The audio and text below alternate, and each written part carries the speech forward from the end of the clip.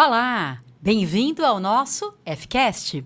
Eu sou a professora Carmen Oliveira e tenho o prazer de poder trabalhar num projeto que traz para a nossa comunidade todo o conhecimento dos cursos que tem aqui. Quem são os nossos profs, quais são os projetos interessantes que cada curso tem, as particularidades, os coordenadores. A ideia é que a gente possa trazer esse conhecimento para dentro da nossa comunidade para que a gente aproveite cada vez mais esse arsenal de produtos, de projetos que a gente tem aqui dentro. E hoje estamos aqui com a Escola da Saúde.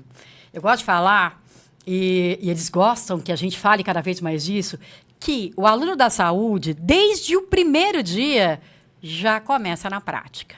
Isso é muito legal, porque traz a diferença que a gente espera, né? Que o mercado de trabalho espera dos nossos profissionais. Hoje a gente vai conhecer um bocadinho mais do programa de fonoaudiologia. Acho que falei certo, hein? Estamos aqui com a Juliana Duarte, que coordena esse curso para nós. Ju, bem-vinda. Muito obrigada. Muito bom ter você aqui com a gente. Que delícia! Estamos aqui para falar um pouquinho da fono. Isso. Ju, começa falando para a gente, você que coordena esse curso, quais são hoje os seus maiores desafios como coordenadora? Conta aí. Olha, a fono é um grande desafio, né? Principalmente porque nos últimos tempos a fono vem crescendo muito.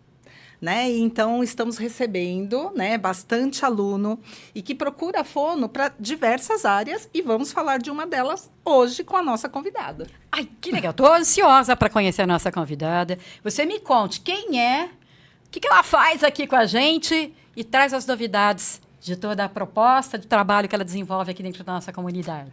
Conto sim. Eu trouxe Amanda Pagliotto.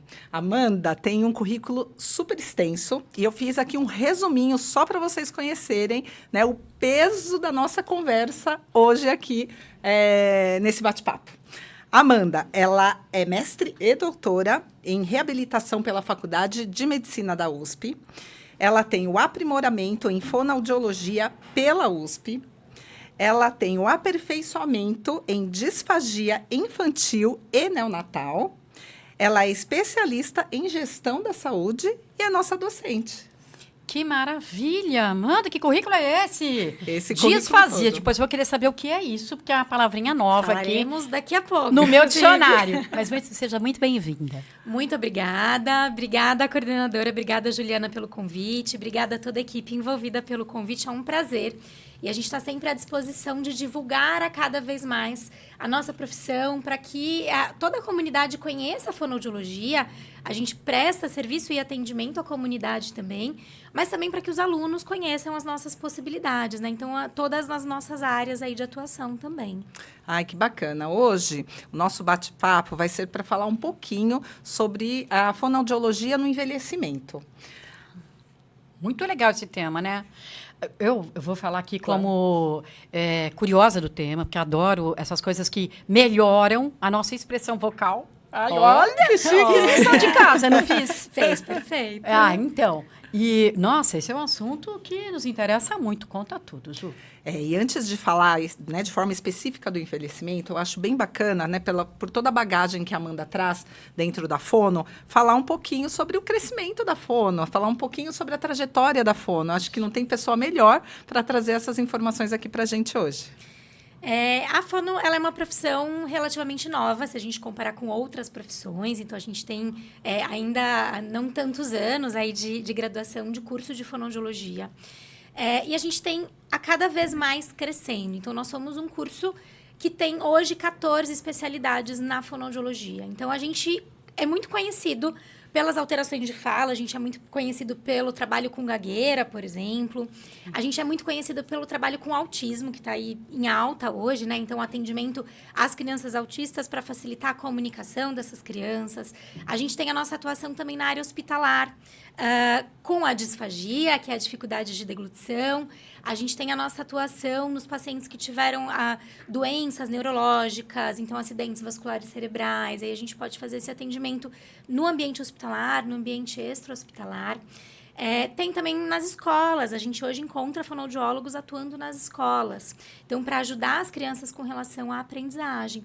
Tem o que você comentou há pouco também, a questão da expressividade. Está muito em alta. Tanto em alta a questão do trabalho em voz profissional. Então, um cantor, a gente vê hoje alguns cantores com nódulos, com alterações em prega vocal que precisam ou operar, né? Ou precisam melhorar ali o seu alcance, a sua modulação vocal, como também o trabalho de expressividade e comunicação. Então, hoje a gente tem muitas empresas, por exemplo, que os CEOs, né, acabam tendo ali a orientação de um fonoaudiólogo também, para que se trabalhe a parte de expressividade. Então, desde postura corporal, impostação vocal, respiração, entonação e até a própria qualidade da voz. A gente, muitas vezes, deixa ela de lado. Às vezes ela é nosso instrumento de trabalho e mesmo não sendo nosso instrumento de trabalho, a gente usa ela aí ao longo de todo o dia. Então, essas são áreas que a gente conhece um pouco mais e a gente tem algumas áreas que ainda são menos conhecidas ou não tão divulgadas. Então, a área hospitalar com a pandemia acabou aparecendo um pouco mais, né? Então, trabalho com os pacientes ali entubados, então apareceu um pouquinho mais. Mas a gente trabalha muito também com crianças.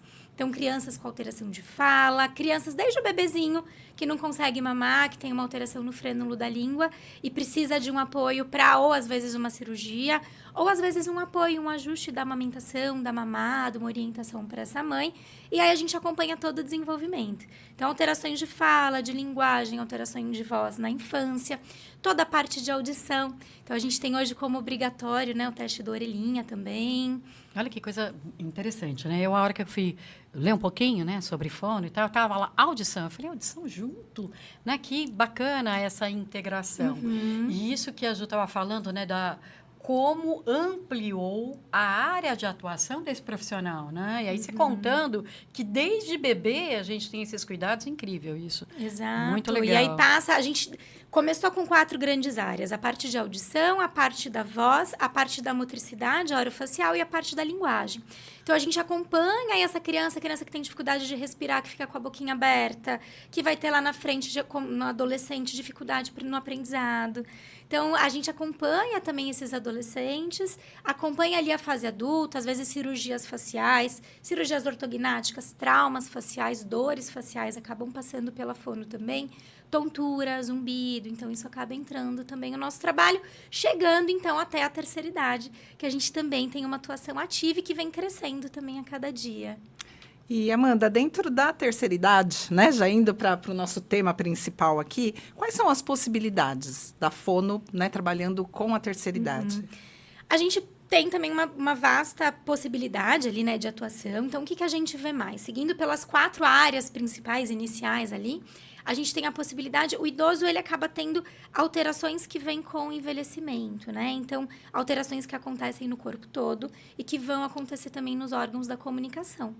Então, o nosso idoso, ele acaba, para a gente escutar, por exemplo, a gente tem a membrana timpânica, que é flexível, e a gente tem os ossículos, que são os menores ossos do nosso corpo, que se articulam para levar essa onda sonora para a nossa cóclea, para que a gente consiga escutar. E com a idade, essa articulação ela vai ficando menor, né? Então, o idoso vai tendo o que a gente chama de presbiacusia, que é uma alteração da audição, uma redução da audição por conta da idade. Então, vai entrar aí o trabalho da fonoaudiologia de quando essa perda auditiva, o idoso não consegue compensar, quando isso traz alteração para a qualidade de vida dele, quando chega num limiar ali, então, ele está num ambiente que tem várias pessoas conversando, ele não consegue entender. Então, ele escuta várias pessoas falando ao mesmo tempo, mas ele não entende. Ele começa a ficar isolado, ele começa a não fazer mais parte das reuniões familiares, por exemplo. Então, esse idoso, ele começa a escutar a TV no volume mais alto de todas. E aí, esse idoso, por exemplo, ele pode ser protetizado, pode ser feito, se for necessário, um aparelho auditivo para corrigir essa perda auditiva. E quanto antes ele colocar, melhor. Porque se ele ficar muito tempo sem ter a informação auditiva, ele acaba tendo alterações cognitivas, ele pode ter alterações maiores ali de atenção, de concentração, de processamento da audição por conta desse tempo que ele ficou sem ouvir. Então, quanto antes, melhor. Amanda, o idoso, né, com essa dificuldade, ele também tende a falar mais alto? Quando a gente percebe que o idoso está falando mais alto, tem a ver um pouco com isso? Tem a ver. Não está se ouvindo? Ele pode falar mais alto. Às vezes, dependendo do tipo de perda auditiva, pode ser que ele fale mais baixinho, se for uma perda condutiva, que a gente chama que tem uma rolha de cera, por exemplo, ali no canal, né? Ou ele pode falar mais alto se ele não estivesse ouvindo tão bem. Só que, ao mesmo tempo, quando a gente fala alto com ele, ele se incomoda com barulho mais alto. Tá. Então, esse idoso... E aí, esse idoso, essa alteração, ela pode acontecer em qualquer fase ali da terceira idade, né? Quanto antes ele procurar ajuda, quanto antes ele procurar o auxílio, o atendimento fonoaudiológico, melhor. Outra coisa que acontece bastante também, outro tipo de alteração, são as dificuldades de mastigação e de deglutição. Então, o idoso, ele começa por conta de perda dentária. O músculo do idoso, ele entra num processo de perda muscular, né? A gente começa o nosso envelhecimento a partir dos 25 anos. A gente vai perdendo ali o nosso colágeno. Ai, meu Deus! Que depois vai vindo em rampa e aí começa a perda muscular também. E aí esse idoso começa a não ter mais a musculatura da mastigação tão forte. Então ele pode ter dificuldade de mastigação, ele pode ter dificuldade de fala, de articulação e ele pode ter também dificuldade de deglutição. Então ele é um idoso, por exemplo, que engasga. E uma coisa que é importante, em geral a gente acha, é normal. Todo idoso é surdinho mesmo e todo idoso engasga mesmo. Não é normal engasgar, né? Assim como não é normal não escutar, não conseguir participar de uma conversa. A questão da deglutição, o que acontece? Quando a gente engole, né? Quando a gente faz um movimento de deglutição, a gente precisa tampar a respiração para que o alimento passe todo para o esôfago sem ir lá para o pulmão. Como a musculatura do idoso está mais fraca e ele acaba perdendo um pouco de coordenação, pode acontecer quando a gente tem uma anormalidade, né? Então, a gente tem a presbifagia, que são as alterações esperadas para o envelhecimento, e a gente tem um momento que o idoso não compensa mais essas alterações e ele pode desenvolver daí a disfagia, que é a dificuldade para deglutir. Então, é quando ele começa a demorar 1 hora para comer um almoço, por exemplo. Ele começa a preferir só o café com leite e o pãozinho molhado dele, ele não quer mais comer arroz, feijão, não quer mais comer bife, não quer mais mastigar direito. Porque é difícil mastigar e porque é difícil para ele engolir. E essa área ainda, apesar dele estar crescendo, ela não é tão conhecida. A gente ainda escuta muito. É normal, é porque é velhinho, vai engasgar mesmo. E o idoso prefere mesmo sopinha, batida, caldinho, purezinho. É mais fácil para ele engolir. E a gente tem todo um trabalho de reabilitação para que esse idoso consiga se manter se alimentando bem. O grande risco da disfagia é que a comida caia no pulmão desse idoso, né, desse paciente. Isso vai gerar uma pneumonia. 2 coisas acontecem muito, né? Primeiro, o idoso que está com dificuldade de engolir, ele começa a tomar menos água, começa a ter mais infecção urinária, começa a piorar a função renal. Então, isso vai acontecer. Além disso, ele pode ter, então, os engasgos e essa comida pode, para o pulmão dele, pode gerar uma pneumonia. E aí também vai gerar uma internação hospitalar, pode, né, enfim, trazer complicações de uma internação para o idoso. Então, é um assunto sério que a gente ainda não fala pouco, a gente deveria falar mais, mas que é uma área de atuação bem importante nossa também. Nossa, Amanda, e assim, né, a gente começa a enxergar, né? Vai vindo aqui, né? Os vai vindo muitas informações vindo, e várias dúvidas. Então, assim, todo mundo vai ter esse processo? Ou existe idoso que não tem? Todo mundo tem a presbifagia, a presbiacusia. Então, o idoso, ele tem os processos musculares que são normais para o envelhecimento, que é o quê? Demorar um pouquinho mais para se alimentar. Ele vai deglutir, a musculatura vai estar um pouco mais fraca, mas isso não é para causar uma tosse, isso não é para causar um engasgo, uma alteração. Nem todo idoso vai ser disfágico, mas o idoso que é disfágico precisa ser diagnosticado quanto antes para que ele não tenha complicações por conta dessa disfagia. Legal. E uma coisa que me chamou a atenção também com relação aos aparelhos, né? Porque a gente escuta muitas pessoas falando, né? Até hoje. Eu tenho vergonha de usar o aparelho, ainda mais idosos, Sim, né? exato. E o que eu tenho observado que toda a tecnologia tem trazido aparelhos cada vez menores. E é isso mesmo? É isso mesmo, cada vez menores. Hoje a gente tem os aparelhos que são disponibilizados pelo SUS, inclusive. E a gente tem aparelhos de alta tecnologia. Então, O tipo de aparelho necessário vai depender da perda auditiva do paciente. Então, o que acontece? Os aparelhos, eles têm uma tecnologia, então eles têm um processador ali interno, um microfone, que vai captar o som do ambiente e vai processar e vai amplificar de acordo com a necessidade do idoso. Então, hoje a gente tem aparelhos que se o idoso tem um zumbido, que é aquele barulhinho, aquela abelhinha que fica no ouvido, um barulho de cachoeira no ouvido do idoso, a gente tem como programar esse aparelho para reduzir essa sensação que o idoso tem. Se tem muito ruído, então o idoso está conversando ali com muita gente, ou ele está querendo assistir televisão, dá para programar para ele assistir televisão. Alguém ligou para o idoso, hoje em dia, antigamente ele ficava com o telefone no microfone do aparelho, hoje em dia não precisa mais, tudo se conecta por Bluetooth. Então, se o idoso quer aumentar... Tecnologia, gente. Ele está num lugar mais barulhento, ele consegue aumentar o volume por Bluetooth. Ele está num lugar que está incomodando, ele quer ficar mais baixinho, ele consegue diminuir. Então, e com relação ao tamanho também cada vez vem melhorando. Perdas auditivas maiores ainda precisam de aparelhos maiores, mas esses maiores ficam, por exemplo, aqui atrás da orelha. Muitas vezes nem dá para ver, coloca o cabelo por cima. Então, existe esse preconceito com a população idosa de não querer usar o aparelho. É engraçado que óculos todo mundo usa. Verdade. Né? Agora, o aparelho auditivo, em geral, eles têm esse receio de, vão descobrir, vão perceber, vão saber. Mas a tecnologia vem ajudando bastante a gente. Muito um trabalho que a gente vai ter que fazer. E a comunidade, com certeza, pode ajudar nisso, né? Nossos alunos.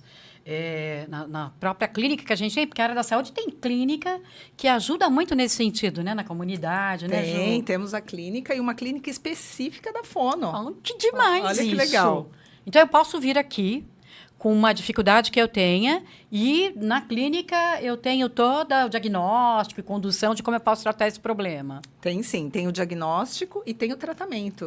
Então, a nossa graduação tem toda uma parte interna, né? Temos estágios internos e externos, e a parte interna é feita na nossa própria clínica, junto com os nossos professores, como a Amanda.